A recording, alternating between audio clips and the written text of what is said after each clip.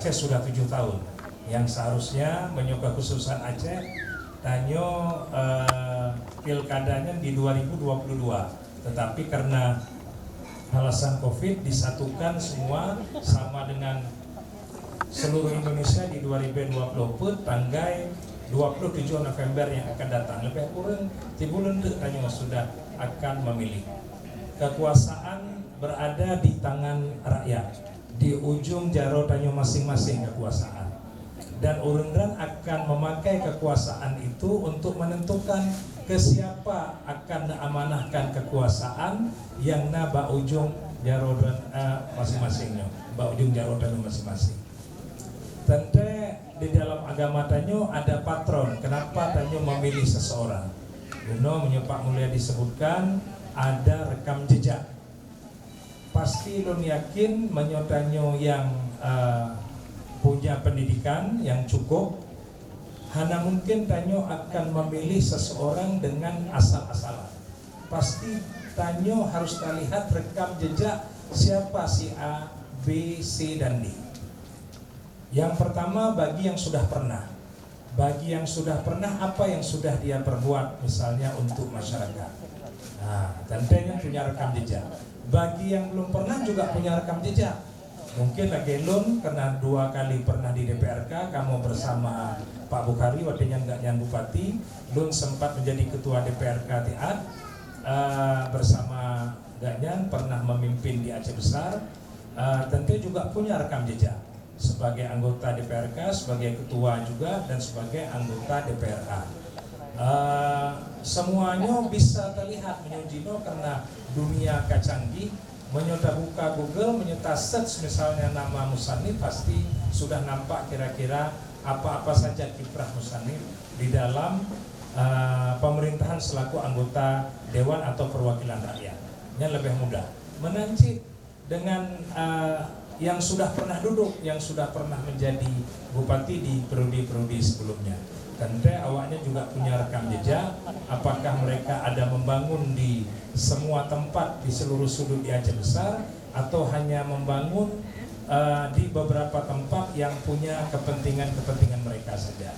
Nah, jadi nyo mudah bagi tanyo yang berpendidikan, mudah untuk takalon rekam jejaknya sebagai patron tanyo memilih pemimpin. Selanjutnya pasti masyarakat berharap, sama lagi tanyo berharap, kenapa tanyo cinta kepada Pak Anies. Menyolon alasan lun ada beberapa. Yang pertama, rekam jejak Pak Anies, siapa dia? Ternyata dia adalah cucu pahlawan nasional A.R. Baswedan. Hanya mungkin pahlawan nasionalnya orang yang tidak orang yang membuat perbuatan tercela. Pasti dia orang yang membantu pergerakan kemerdekaan Indonesia, maka diangkat menjadi pahlawan nasional melalui tahapan yang sangat panjang untuk ditunjuk menjadi pahlawan nasional.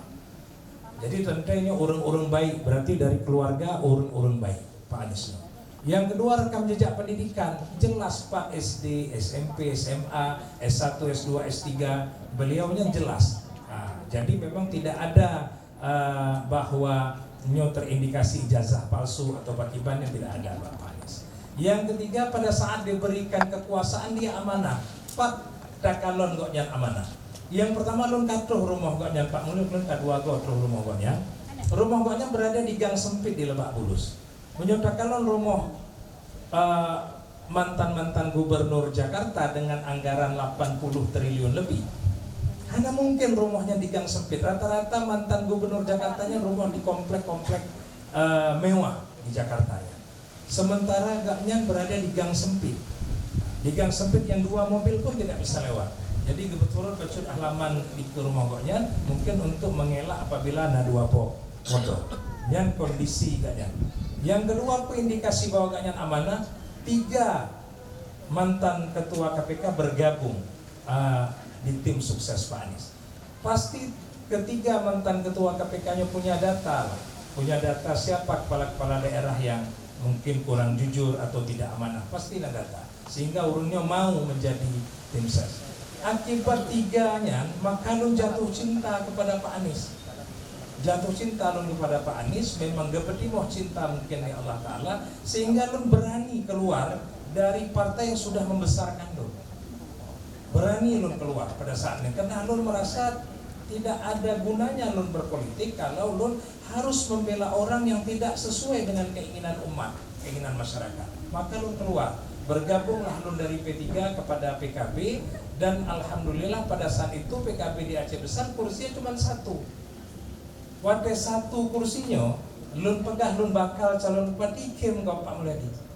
Pakai cara kursi satu bisa calon bupati, yang dipekim diejek oleh banyak masyarakat. Yang tuh bupati kena bupati cat yang pegang. Laginya, karena cuma satu kursi. Enggak mungkin dari satu kursi itu bisa menjelma menjadi 6 kursi yang dibutuhkan untuk mencalonkan menjadi kandidat calon bupati. Tapi Allah berkehendak. Pada saat Allah berkehendak tidak ada yang bisa tahan. Satu kursi itu betul-betul menjelma menjadi 6 kursi dan bisa mengusung calon bupati. Memang Allah kasih itu kursi itu. Luar biasa. Kalau maksudnya merasakan kok bisa satu menjadi 6. Tidak pernah ada sejarah di Aceh Besar ada partai yang satu kursi tiba-tiba loncat menjadi 6 kursi. Tapi Allah kasih kepada PKB. Jepol juga di DPR ada dapat satu kursi yang tidak pernah PKB mendapatkan amanah masyarakat sepanjang umur PKB ada. Kali ini di DPR ada dan bisa mempertahankan kursi, malah sebenarnya hampir 2 kursi, tetapi karena terlalu banyak kecurangan di lapangan maka cuma dapat satu kursi untuk DPR RI. Satu kursi suara DPR RI itu hampir 600.000 suara. Luar biasa. Jadi makanya inilah waktu Allah berkehendak, maka bisa kami mencalonkan diri, dan akhirnya juga didukung oleh Golkar dengan 2 kursi, didukung oleh Gelora 1 kursi, dan didukung oleh partai lokal, 2 partai lokal, partai yang berbasis agama, Partai Adil Sejahtera PAS dengan Partai Gapta Abilam Bisa. Jadi bergabung 2 partainya yang berbasis agama lah, berbasis agama. Jadi ada 5 partai yang mengusungkan. Alhamdulillah hari ini sudah menjadi calon. Tentu kami juga punya rekam jejak yang bisa dilihat seperti tadi. Dan kami juga punya visi misi. Kami buatlah tagline-nya sama dengan Pak Anies, pejuang perubahan. Apa yang akan kita rubah?